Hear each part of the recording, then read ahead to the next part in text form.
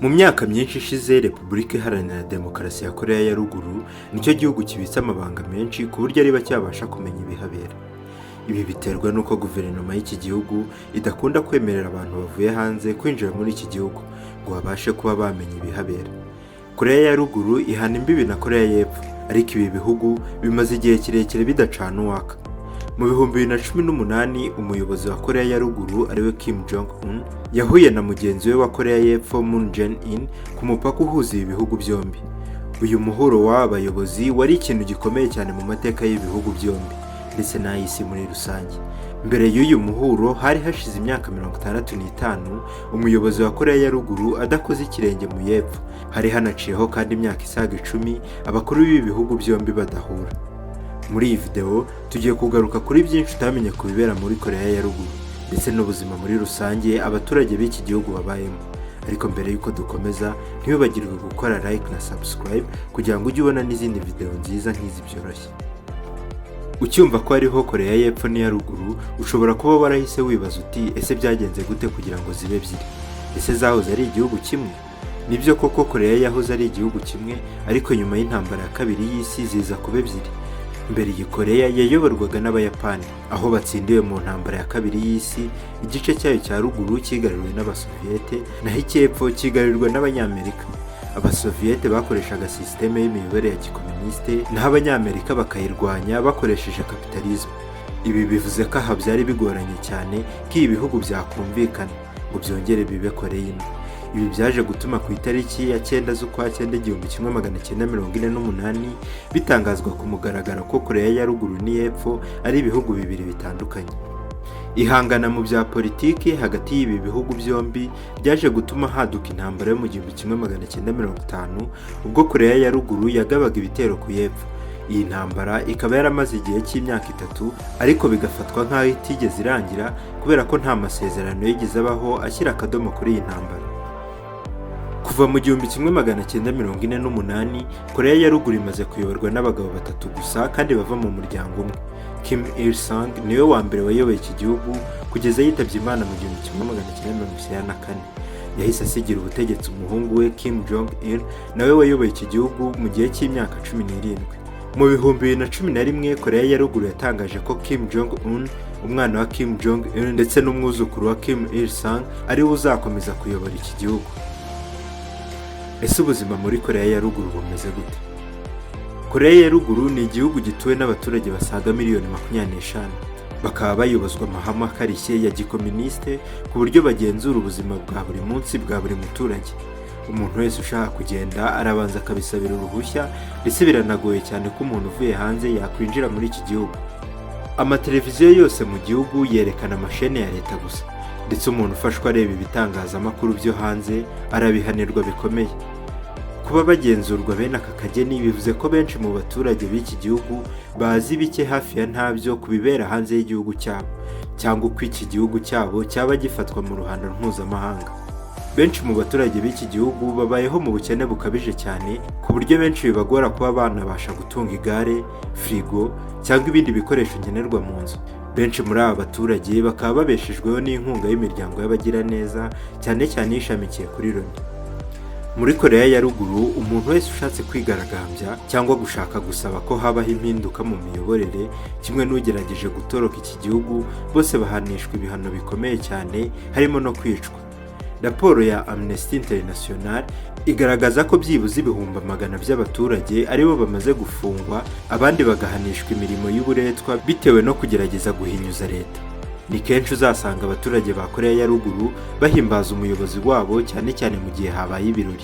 Ariko biragoye kuba wavuga impamvu ya nyayo bakora ibi, niba koko ari uko bamukunze cyangwa se ari uko bamutinya, cyane ko nta n'umuturage w'iki gihugu wabikwerurira ngo bikubwire. Kuva mu bwana bwabo abaturage ba Korea ya Ruguru bigishwa ko abayobozi babo nabo bameze nk'imana zose bajya bumva z'imyembaraga. Ariko nanone benshi bakemeza ko kuba Abanyakorea ya Ruguru bahimbaza umuyobozi wabo mu ruhame babiterwa n'uko baba birinda kwisanga mu bibazo bashobora guterwa no kuba batamuhimbaje. Ni kenshi cyane Korea ya Ruguru yagiye yandikwa mu bitangazamakuru kubera gucura misile za nucleaire. Ibi akaba ari ibisasu bikomeye cyane bishobora no kwangiza iyi si dutuye. ndetse bikaba bikekwa ko bimwe muri ibi bisasu bizaterwa ku butaka bwa Leta Zunze Ubumwe za Amerika. Mu 2017 Koreya ya Ruguru yarashe misile bikekwa ko yari ifite ubushobozi bwo gutwara ibitwaro kirimbuzi mu majyaruguru y'Ubuyapani, gusa biza kurangira ishwanyukiye mu nyanja.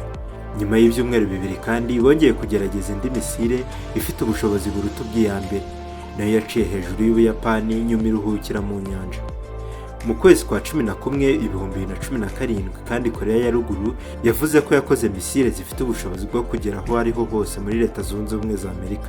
Mu 2018 nibwo umuyobozi wa Koreya ya Ruguru Kim Jong-un yatangaje ko igihugu cye kitazongera kugerageza intwaro za nucleaire, ndetse anavuga ko amasite yose yakoreshwaga mu kugerageza izi ntwaro yose agiye gufungwa.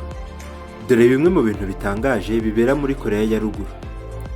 Kimwe mu bintu bitangaje cyane kuri iki gihugu ni uko buri joro buri rugo rwose rugize iki gihugu havuyemo iz'abantu bakomeye birumvikana barukupira umuriro. Ibi bivuze ko buri joro hafi igihugu cyose kiba kijimye. Ibi bigaterwa n'uko iki gihugu kidafite ubushobozi buhagije bwo gutunganya umuriro w'amashanyarazi wakwirakwizwa mu ngo zose. Ibi bikaba byaramenyekanye hagendewe ku mashusho yafashwe na satelite. Kalendari Koreya ya Ruguru igenderaho itangira kubera ihereye ku gihe uwashinze iki gihugu Kim Il-sung yavukiye. Ni ukuvuga ko nubwo twe turi mu kinyejana cya 21 bo baracyari mu mwaka w'109, kubera ko uyu Kim Il-sung yavutse ku itariki 15 z'ukwa kane 2012. Igihano cy'ibisekuruza bitatu cyangwa 3 generation punishment rule. Iki ni kimwe mu bihano bikaze bitangwa muri iki gihugu kandi nta muturage n'umwe ufite uburenganzira bwo kuba yakivuguruza. Ni ukuvuga iyo umuntu umwe mu muryango akoze icyaha, umuryango wose yaba abakomokaho n'abamukomokaho, yaba ba nyirakuru, ababyeyi be se cyangwa abana be, bose barahanwa bagafungwa mu buroko. Abaturage ba Koreya ya Ruguru bemerewe gukoresha imbuga 28 zonyine igihe bari kuri internet yabizwe nka Kwangmyong cyangwa umucyo tugenekereje mu Kinyarwanda. Ni ubuntu kuyikoresha ku muntu wese ufite computer, ariko nanone computer muri iki gihugu zirahenda cyane, kandi kugira ngo umuntu ayitunge nuko abanza kubiherwa uburenganzira na Leta. Nta muturage n'umwe wemerewe kwambara amapantaro y'amakoboyi muri iki gihugu. Koreya ya Ruguru yaciye amapantaro y'amakoboyi muri iki gihugu kubera ko iyafata nk'ikimenyetso cy'ubuhake bw'Abanyamerika. Inyogosho 28 zonyine nizo zemewe muri iki gihugu. Ni ibintu bisanzwe kuba wajya muri salon de coiffure ukihitiramo inyogosho ushaka bitewe n'iyo ukunda cyangwa ushaka, ariko muri Koreya ya Ruguru ho ntago ariko bimeze, kubera ko bafite inyogosho 28 zonyine zigenwa n'amategeko. Iyo wiyogoshesheje itari muri izi urabihanirwa. Umugore utarashaka ntago yemerewe gutunga umusatsi muremure, mu gihe uwashatse we washobora kuwutereka. Nta dini na rimwe ryemewe muri iki gihugu. Kandi mategeko yose akarishya agenga ubuzima bw'abanyagihugu muri Koreya ya Ruguru, nta muturage n'umwe wemerewe gusenga. Ndetse iki gihugu kiyita leta y'abatemera Imana, ndetse ufashwa akora imigenzo itandukanye ifite aho ihuriye n'amadini arabihanirwa. Buri muturage wese utuye muri iki gihugu aragenzurwa. Niba iyi leta ishobora kugenzura buri muturage kuva ku cyo yariye kugeza ku cyo yasohoye, nta gitangaza kirimo ko umuturage wese muri iki gihugu agenzurwa, ndetse akaba yarabiherewe uburenganzira mbere yo kuza kuhatura. Ikiyongeraho kandi umuntu wese winjiza imodoka isa nabi mu murwa mukuru ayivanye mu cyaro cyangwa se ahandi hantu hasa nabi nawe arabihanirwa bikomeye. Ikindi kintu gitangaje kuri Koreya ya Ruguru ni uko byemewe kunywa urumogi muri iki gihugu, ndetse ruri no mu bintu bicuruzwa cyane muri iki gihugu. Icyanyuma ku bintu bitangaje bibera muri Koreya ya Ruguru ni uko Koreya ya Ruguru kandi igira amategeko yayo yihariye agenga umukino wa basket. Muri aya mategeko twavuga ko dunk ubundi isanzwe ihwanye n'amanota 2 ko bayibara nk'amanota 3, kandi paniye itsinzwe mu minota 3 ya nyuma y'umukino ikabarwa nk'amanota 8 aho kuba 2 nk'ibisanzwe. Ngayo nguko ngibyo bibera muri Koreya ya Ruguru. Ese wowe ni iki kigutunguye utaruzi kuri Koreya ya Ruguru n'ibihabera? Reka turebe icyo utekereza hasi muri comment. Ushobora kandi gutanga igitekerezo cy'ibyo wifuza ko twavugaho muri video itaha. Ntiwibagirwe kandi gukora like na subscribe kugira ngo ujye ubona n'izindi video nziza nk'izi byoroshye, kandi ukomeze kudutera inkunga. Amahoro.